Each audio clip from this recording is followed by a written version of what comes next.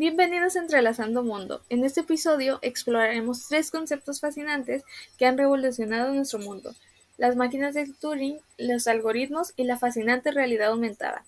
Comencemos nuestro viaje en el corazón de la computación. Los contenidos de los cuales hablaremos hoy es inteligencia artificial, realidad aumentada, algoritmos, automatización de procesos, Internet de las cosas y Machine Learning. A continuación hablaremos un poco de las inteligencias artificiales. Estas se pueden definir más o menos como una de las ramas de las ciencias computacionales encargadas de estudiar los modelos de cómputo capaces de realizar distintas actividades asociadas con el ser humano, que estas se basan en dos características: en ser de razonamiento y de conducta.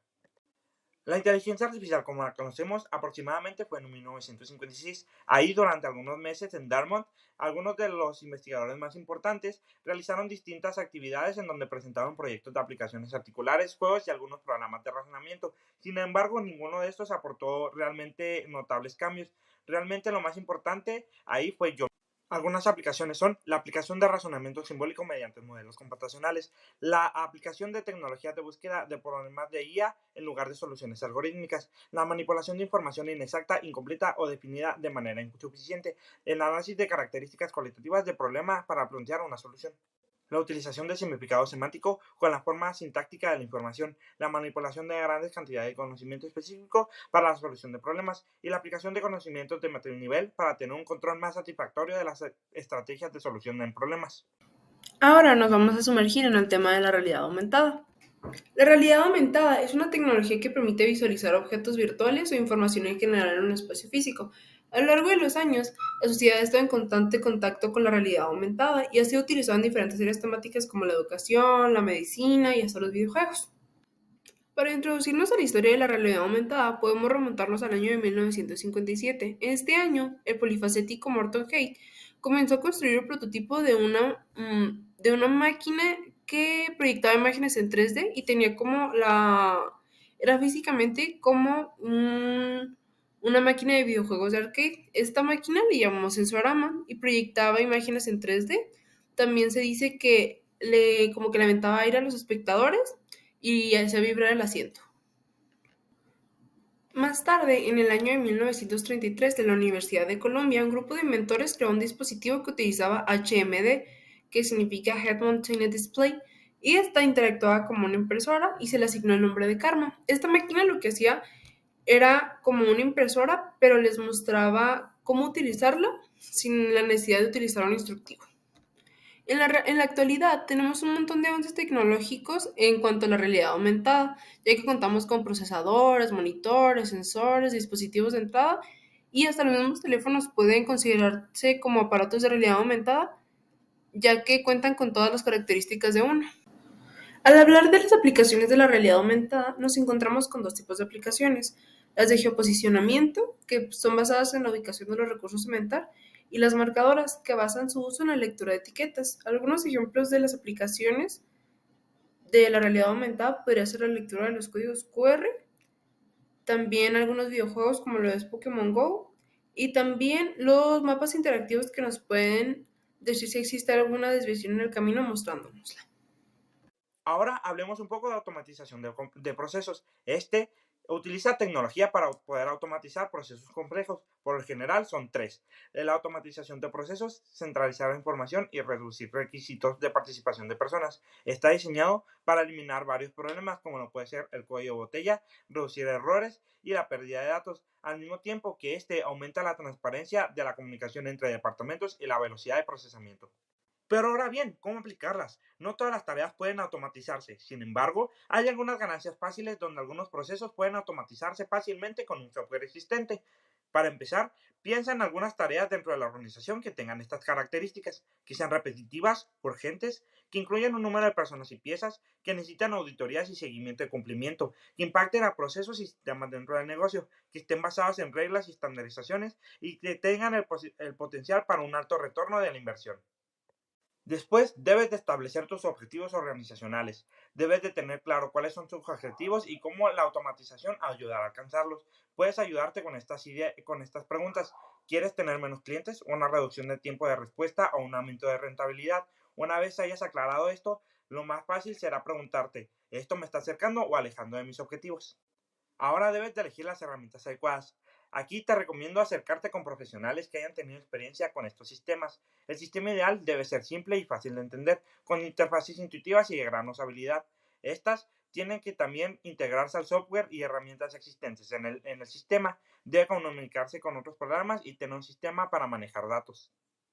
Ahora debes de gestionar el cambio. Esto es lo más importante. Debes de capacitar a tu personal y que éste acepte estas condiciones.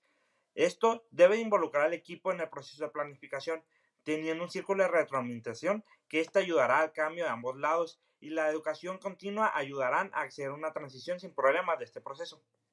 Ahora solo te queda medir y monitorear. Las herramientas utilizadas no pretenden ser estáticas. Utiliza esos indicadores claves de rendimiento y, si es necesario, evalúa el proceso y vuelve a evaluar las necesidades vitales para la longevidad del sistema. En los años 30, el genio matemático Alan Turing formuló preguntas que dieron origen a las máquinas de Turing. ¿Pero qué son? Bueno, estas máquinas, como las definió Vilca Gutiérrez en el 2016, son modelos matemáticos que automatizan procesos, memorizan datos y toman decisiones lógicas. Pero, ¿en qué nos pueden ayudar? Les explicaré las aplicaciones prácticas de la máquina de Turing y sus impactos en la tecnología moderna. La máquina de Turing ha allanado el camino para el análisis de datos médicos. Gracias a la informática, los médicos diagnostican y tratan enfermedades de manera más efectiva.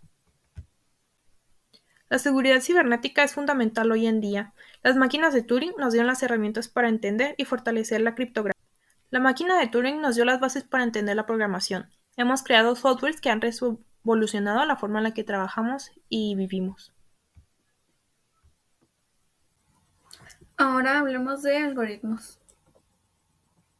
Para empezar, vamos a hablar primero sobre la definición de lo que son los algoritmos. Básicamente, estos son una serie de reglas que guían el proceso para la resolución de un problema en específico, y lo que son los algoritmos computacionales. Básicamente, aquí primero se debe de definir previamente el algoritmo para después pasar un código e poderle indicar a una máquina las acciones que debe de realizar. Los algoritmos están conformados por tres partes, que es la entrada, el proceso y la salida. En la primera, que es la entrada, aquí se da toda la información que el algoritmo va a manejar para llegar a la solución que esperamos. En el proceso empieza la transformación de la información que previamente pusimos en la entrada y empiezan a dar la serie de pasos que necesitamos para llegar al resultado. Y en la salida, que es donde se muestran los resultados con las transformaciones que se hicieron con la información que se dio en la entrada. Tienen 5 características principales. Las primeras dos, que es precisos y ordenados, estas quieren decir que los algoritmos deben de tener una secuencia clara y precisa para que se pueda llegar a los resultados que se esperan. Finitos, que deben de tener un número determinado de pasos, y concretos, que deben de ofrecer una solución determinada hacia el problema o la situación que se planteó en el inicio. Y definidos, ¿esto qué quiere decir? Básicamente que el mismo algoritmo debe de dar la misma resolución cuando se dé la misma entrada. Hay varios ejemplos de algoritmos. Nosotros pusimos lo que son redes sociales o búsquedas web. En estos, básicamente, tú, al estar navegando en internet o estar utilizando una aplicación durante cierto tiempo, te empieza a salir un contenido relacionado con lo que tú previamente buscaste. Esto es en base a las interacciones que realizaste y ya tienes como que unas búsquedas o recomendaciones más personalizadas según tus gustos. También tenemos lo que son las recetas de cocina. En estas, básicamente, es ya que las recetas tienen que tener una serie de pasos en específico para que puedan salir bien, pues se utilizan estos. Y lo que vienen siendo los primeros auxilios o procedimientos médicos, en este caso el RCP. Hay otros ejemplos como son las operaciones matemáticas, los instructivos o cualquier cosa que necesite una serie de pasos de quitar un foco, no sé, entrar en lo que son algoritmos. Muy bien, cambiemos de marcha y hablemos sobre el Internet de las cosas. Se refiere a los avances tecnológicos que permiten la conexión de distintos objetos desde distintas partes del mundo al Internet. lo cual representa dos grandes beneficios. El primero es el fácil acceso a la información, ya que como lo mencionamos antes, se puede conectar desde cualquier dispositivo desde cualquier parte del mundo. Y el segundo sería la eficiencia y productividad, ya que nos ahorra tiempo y nos permite realizar nuestras tareas con el mínimo esfuerzo posible.